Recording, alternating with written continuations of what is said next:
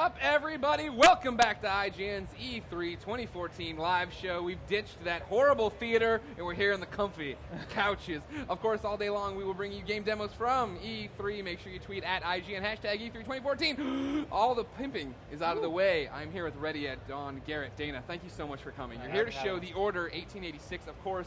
But first, you guys made your name with the God of War PSP games. I want to have a moment of silence for the discontinued PSP. Never forget. Never forget. All right, let's see your cool PS4 game. All right, cool. Let's jump right in. So tell me all about it. The Order 1886, you had a dynamite demo. It blew the doors off of the PlayStation conference the other night. For people who don't know, like my mom, hi, thanks for watching, Mom. What is the Order 1886 all about? The Order 1886 is a third-person action shooter set in a alternate history Victorian-era London, and basically the game is it's a battle, a struggle for survival of man against myth. Yeah. And it's just a really exciting game for us to be able to kind of take things that people know about history and twist it. I think that was the most interesting part when our own Colin Moriarty came back to tell me all about it. He was talking about, all right, we saw the trailer, right, and then there was these monsters, and you're still fighting the monsters, and these guys have been alive forever, and and all this stuff. And then in the demo you showed at PlayStation, Wolfman shows up pretty much. And I'm sure he's not really called Wolfman. We're going to call him Wolfman, though. And I loved, it was a little touch that when the main character got knocked down, Colin pointed out in our, as we were watching, he's like, oh, and then he picked up the elixir and drank it because that's what keeps them alive and going. And then it all started clicking that, your original trailer had the black water, is that what it's called? Like rolling down and doing that. How did we get to this point where monsters are in Earth, you have crazy weapons that didn't exist yet, Garrett? Well, so you have this like fantastical universe where there's like a war between man versus beast, really. Yeah. And so it's their duty to subdue them and take care of them. And at the same time, though, you have this kind of rebel faction that's going up against the crown, essentially. And so we have this is what this fight is here. You're fighting a group of rebels. Yeah. Now, how hard was it to make it look this good? Your game looks very good, Dana. Thank you. You're welcome. You're welcome. The check's in the mail. But no, anybody with eyeballs can see it. I mean, how great the game looks right now and how good it's running. Was that a hard thing to get going on the PlayStation 4? I think the PlayStation 4 being like such a powerhouse of a machine. Yeah. I wouldn't say it was hard. I think it was challenging for us just to kind of, bring the authenticity that we really wanted to for the Order for London, to make it look this realistic, keep it true to the era. Sure. From a technical standpoint, Garrett, I'm sure has a lot of information you could share with challenges. It's really a lot of it's just the attention to detail by the art staff and the programming team. There's every little facet about the game has been explored, like what's between cobblestones, or what, how does light glint off someone's eye correctly? Sure. Like, how do you actually model the cornea to actually reflect light, like He's not through a joking, lens? And so we actually... So you went back and basically took a biology class to figure out how it all works. We took physics, biology, every little bit of science and math we could. Which is appropriate considering, all the science, scientific discoveries of the time. Yeah. So, all right, where are we right now in the game in terms of the storyline? This is chapter 3 of the game, actually. Okay. It's not the very beginning, but certainly not the end. Are the bad guys and the monsters winning? Because it always looks really bleak. The time period is pretty bleak. There's a lot of class warfare going on at the time, and our game basically showcases some of what's going on where the knights are being kind of pulled in different directions, fighting, this rebellion that Garen was talking about at the same time. They're also faced with defending humanity against half-breeds, in this case, the Lycans. Gotcha.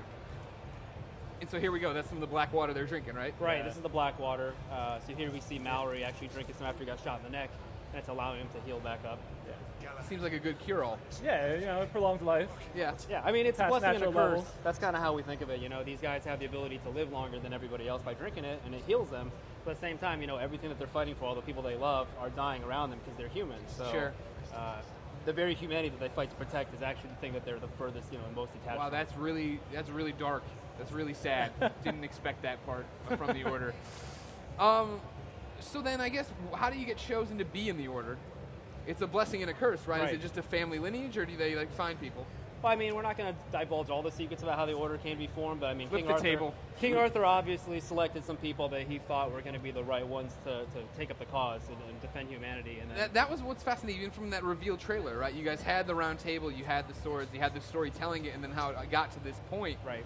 It seems like King Arthur should have gotten rid of all the evil. He had his time. He had his chance. It's not like you have one shot at it, It's an ongoing struggle. Yeah. That's kind of the gist of the game, is that there's at every turn there's something that's basically that they're up against. So what's interesting right now is the fact, and I think a lot of people called this out when they saw the demo at the PlayStation press conference, right? Is the fact that what we're seeing right now doesn't look like what we saw at the PlayStation press conference, right? You guys did the initial reveal of gameplay, and a lot of people are like, oh, it's like Gears of War. Taking cover, jumping up, shoot stuff, it looks beautiful. And then last night it was, there's a werewolf, I gotta run. Like, are there a lot of moments like that where you guys try to change the dynamic? Yeah. I mean, the game is very multifaceted. I think that's what people are going to be really surprised by. We have action, cover-based shooting. We have a lot of cinematic moments that the player's involved in playing, and then we have the element of suspense horror that you saw at the press conference, where we really showcase the Lycans as being these abominations that are formidable and terrifying, and even the knights themselves are scared from them.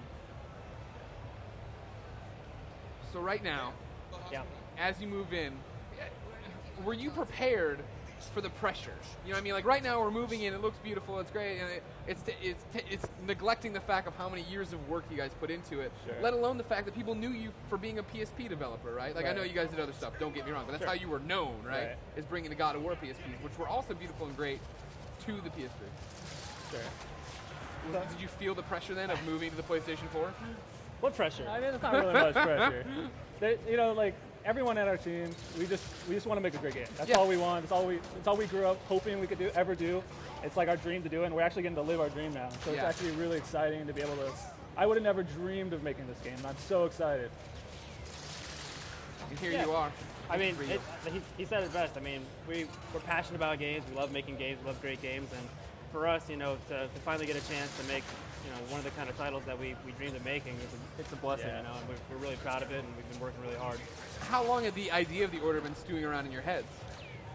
Wow. I mean, it's kind of a culmination of a lot of ideas that we've been kicking around for a long time, honestly. So I would say it's years in the making, honestly. Yeah, I mean, I remember near when I first started, even like around when Daxter finished, we were talking about kind of an idea that was sort of like this. It's very different now, but we were kind of toying around with an idea very similar. It's like it's been a long time coming in our minds. So. It looks great. Thanks. What's happening right now? Right now they basically found themselves once again trapped, and the rebels have kind of fortified themselves in this kind of crashed train car, and they realize that there's pretty much no way to get through this just through blasting, with guns. And so Galahad pulls out the monocular, which is one of our kind of tech pieces, and he assesses that, wow, it looks like there's a weapons cache over there. But then he sees this bridge that looks a little bit unstable, and tells the squad, if I can, look at that. If I can bring that thing down, we might have a way through this area. They have telekinetic powers too. Well, I mean, that's actually really interesting. All of our cinematics are real time. There's nothing pre-rendered in the game. Oh, wow. Which is why stuff like that, that's a little bug here in the alpha code. You can see that happens. And that's why the game isn't on the shelf yet. Somebody can back off if they're going to give you hell about it. Don't get me wrong. That's the whole point of it. I mean, it's a really interesting thing. Like, I think one of the things that we're the most proud of is I think this is one of the first games that really pushes boundaries of seamless integration of in-game gameplay and cinematics where you're not really sure where the handoff is. There's no hitch or black frame that we go through to go stream off a Blu-ray disc. It's all rendered on the fly. And why was that important to you? I mean, do you think that's like the future?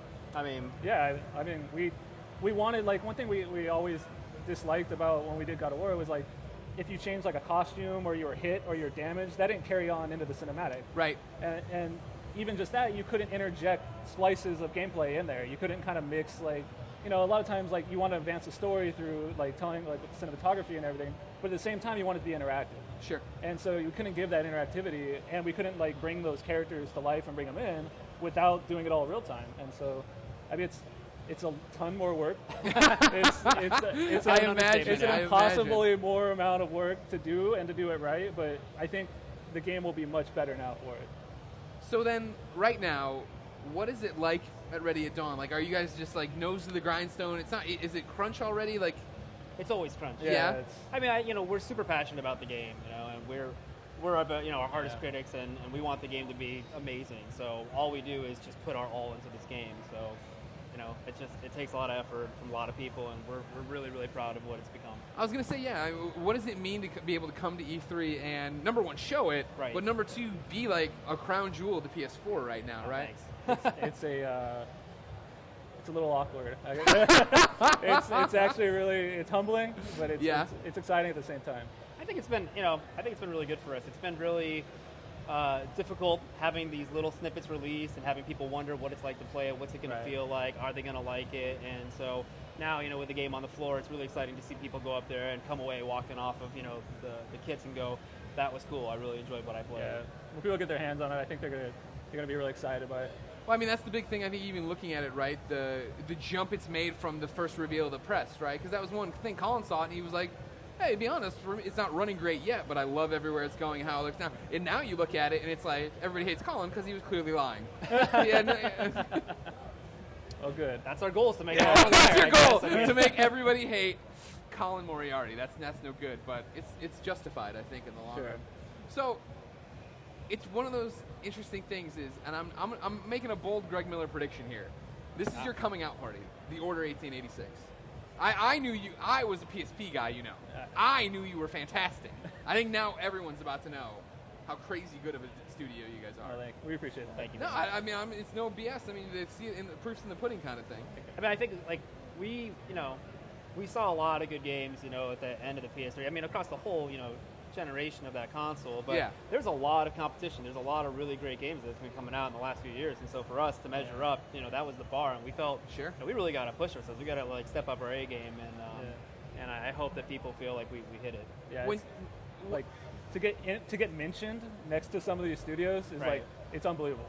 Just to hear our name next to that, and the comparison is unbelievable. Well, like I said before we started, don't F it up, all right? Right, yeah. Just don't screw it up. Keep making more things like you just saw. I think you'll be all right. When's the Order 1886 come out, guys?